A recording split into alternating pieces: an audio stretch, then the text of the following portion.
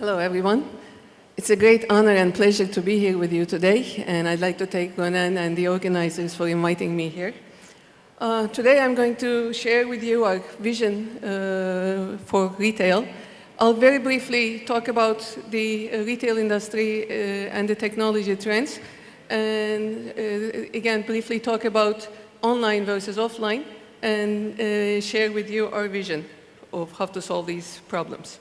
So, as we all know, retail industry has been going from single channel to multi-channel to cross-channel, and now everybody is talking about omni-channel. People want to buy anything from everywhere, from any time they want. And, but still, 90% of retail still takes place in physical stores. So it's not going, at least in our lifetime. I don't know what's going to happen after that.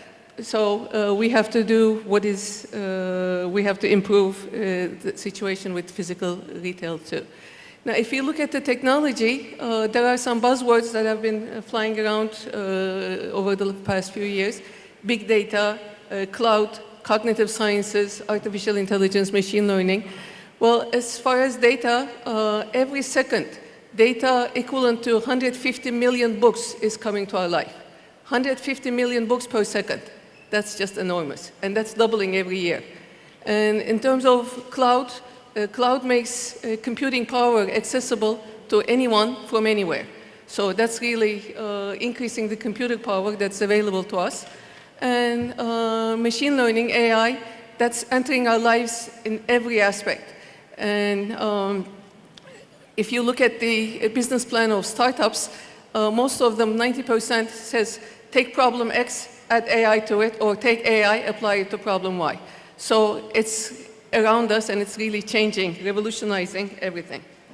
Now, if we look at online business, today, internet business track their visitors in real time. They know how many people come to their sites. They know how much time they spend in that site. They know where they spend their time, where they dwell the most and the least. And they know what they click at. And they use this information to optimize their revenues. They do it really well. So, for example, Amazon, more than half of the Amazon sales are not anticipated in advance, but they come from the recommendation engines. So this is really a huge number, half of their sales coming from while they're looking at things, recommending, looking at the data from buyers, search history, and what others have done. Well, can we do that in physical stores? Can we do that in brick-and-mortar stores? The decision-making in retail, in traditional retail organization, from marketing to sale to merchandising to retail. And decisions are made based on past experience and gut feeling. But today, we have all this data. So the new type of decision-making is changing. To data-enabled retail organization is just the reverse. You start from the retail, you start from the data, and feed that information to merchandising, feed it to sales, feed it to marketing. So the whole decision-making process is changing. Just some examples of current technologies in store. We have shopping with virtual mirrors, so you put on dresses without actually putting them on. Intelligent fitting rooms,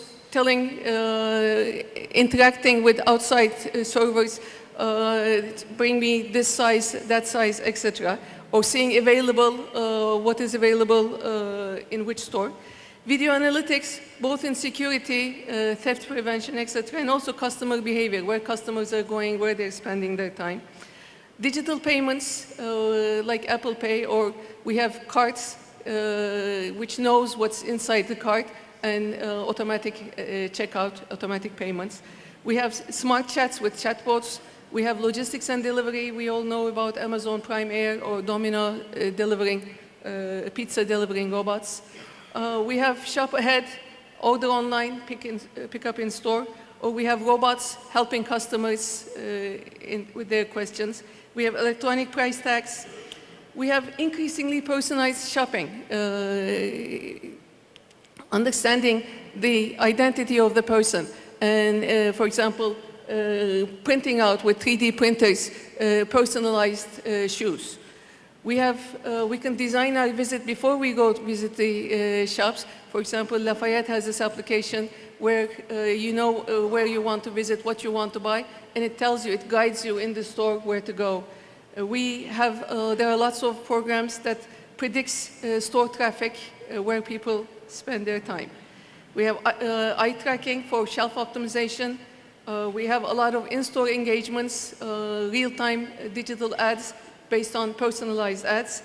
And there are some applications where you can take a photo of something that you see and find out where you can buy it and order it in real time. And more and more online and offline are merging. Customer profiles are being analyzed from online and offline purchases. And of course, we all know about Amazon Go, seamless shopping. Well, now let me talk about our vision and how we see the future. First of all, we very much believe in data-enabled retail. If you want to improve something, you have to put target to it, and if you want to reach that target, you have to control, and to control, you have to measure. So data is really, should be used to improve things. Now, we see the future retail as a completely integrated supermarket, which we call smart supermarket.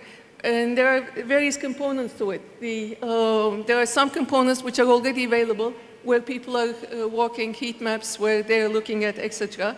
And there are some smart payments, etc.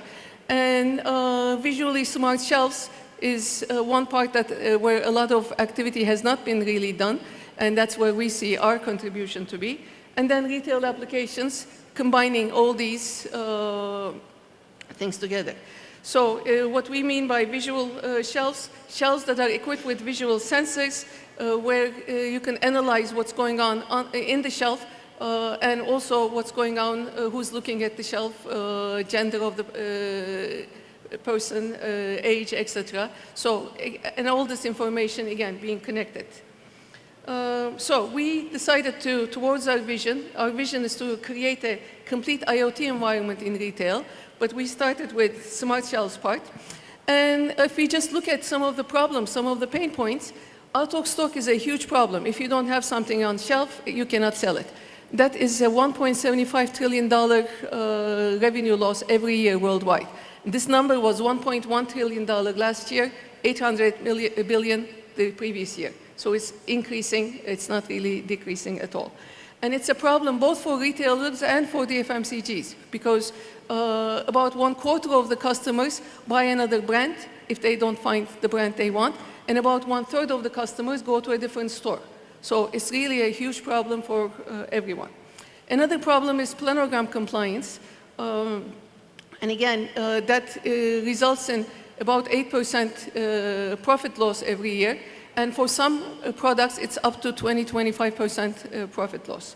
And shelf share, as we know, is correlated to profitability. So companies want to know their shelf share in different stores, both with respect to their competitors and with respect to within their own products.